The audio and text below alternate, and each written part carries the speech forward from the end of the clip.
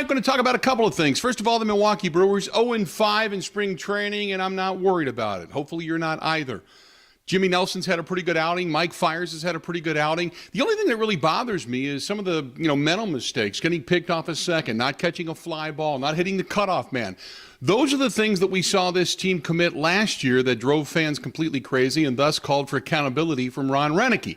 Beyond that, it's spring training. It's early. I'm not too worried about it. As long as guys are getting their work in and they're performing well, not a big concern as of right now. Ask me again in 2 weeks and we'll talk. The other thing that I wanted to talk about tonight is the one and dones. In college football and basketball, that's pretty much where we talk about these more often than not. There's a site out there called FanAngel, and I'll get to it in just a second. But what do we consider the one and dones? Well, they come in, they perform really well, and then they take off for the pros. Why? For the money. And that's where FanAngel comes in.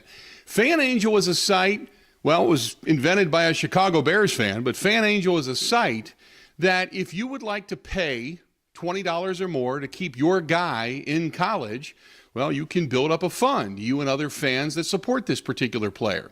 The NCAA, not in favor of it, of course. They said, look, you can't use their likeness, you can't use their name, and you can't use the school's logos.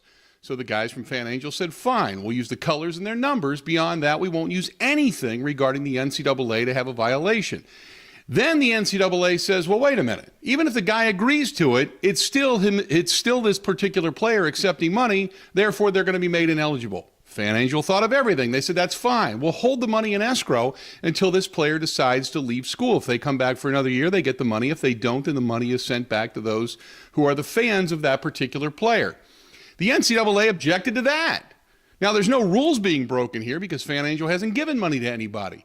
But the NCAA, they sold the rights to the NCAA tournament last year for over $1 billion. They're making money hand over fist on the backs of some of these athletes. And I understand they're getting an education. We've talked about this.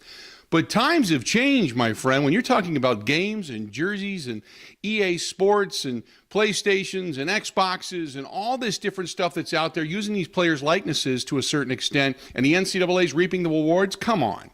Come on. Holding money for a player until after they decide to graduate or after they decide to leave college, nobody's violating anything. I wonder how the NCAA is going to try to get out of this one. It's fans wanting to see their players remain in school and play for their team. It's fandemonium at its best, and people are putting their money where their mouth is. I don't have a big problem with this. Do you? Awesome.